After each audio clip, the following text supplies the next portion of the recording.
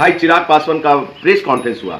उस press conference में media साथी लोगों ने, मीडिया कर्मियों ने सवाल किया भाई चिराग पासवान से कि चिराग पासवान जी, आपकी जाति 5,58,000 लोग बेरोजगार हैं, कुपोषण का शिकार हैं, गरीबी भुखमरी के कगार पे हैं, अशिक्षित है, उसका जिम्मेवार कौन है? तो वो बात को बहुत गोल गोल घुमाया और ले जाके लॉ एंड ऑर्डर किधर किधर वो किया। लेकिन भाई चिराग पासवान जी, बिहार का पासवान, बिहार का दुसाध अब आपके साथ जाने वाला नहीं है। 50 साल आपके पिताजी ने बेवकूफ़ बनाया और आपको बता दूं कि आप सत्ता में नहीं रहे। 50 साल, 40 साल, 35 साल तक आपके परिवार सत्ता में रहा है। बिहार का पासवान लोग, दुसाध लोग लाठी लेकर के, पैना लेकर के बूथ पे कब्जा करके आपके पिताजी को केंद्र में मंत्री बनाता रहा। आपके चाचा, जिनसे आपकी आपसी मतभेद है, वो चाचा यहाँ बिहार में, बिहार सरकार में पशुपालन मंत्री रहे, वन एवं पर्यावरण मंत्री रहे, बहुत सारे मंत्रालय आपके चाचा के पास है। तो पूरा आप लोगों ने मलाई खाया साहब। और एक आंकड़े दे देता हूं कि आपके पिताजी ये केंद्र में मंत्री रहे, रेलवे रहा, कोल एंड माइंस रहा, फॉरेस्ट, ये योजना विभाग रहा है, 7 मंत्रालय रहे। अगर चाहते तो 7 लाख पासवानों को बेलदारी में, चपरासी में पानी पिलाने में, माटी खोलने में, तार खींचने में, ये रेलवे का पत्थर टारने में, सब में भर दिया होता। लेकिन नहीं भरा। जिसकी जिम्मेवार आप हैं, आपके परिवार हैं, आपके पिताजी हैं, आपके चाचा जी हैं।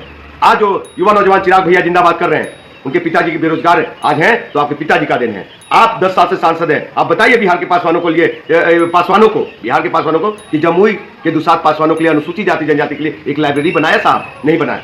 अब समय आ गई है, सिर्फ जिंदाबाद करने से नहीं होगा। बिहार के पासवान लोग जिंदाबाद नहीं करेगा। सुन लीजिए, आप अपने आका नरेंद्र दामोदर मोदी साहब से बात कीजिए, अमित शाह जी मोटा भाई से बात कीजिए कि साहब, हम जिस जाति का वोट लेते हैं, हमारा जाति 5,80,000 बेरोजगारी के कगार पे, भुखमरी के कगार पे, आर्थिक स्थिति सही नहीं, शिक्षा उसको कैसे होगा?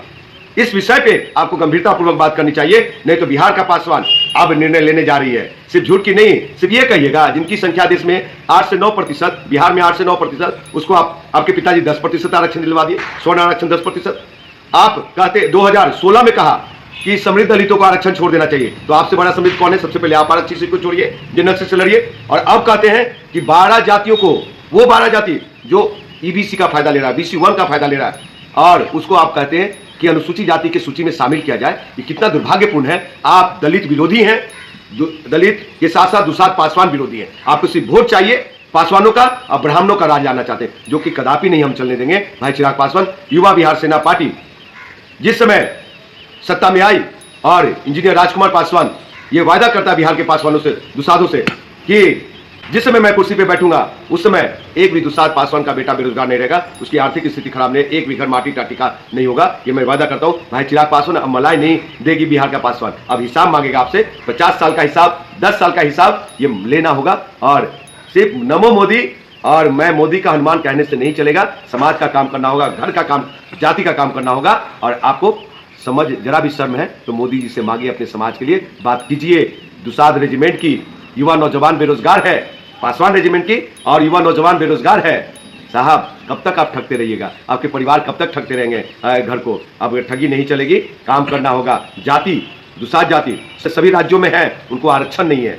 बाबा साहब आम्बेडकर ने जो 22.5% आरक्षण दिए, उसको बढ़ा के 35 से 40% करने की मांग कीजिए। नहीं तो आप समाज, घर, परिवार, दुसाध, पासवान और देश का, बिहार का अनुसूचित जाति जनजाति आपको नेता कभी स्वीकार नहीं करेगा। जय हिंद, नमस्कार, जय भीम, नमो बुद्धाय।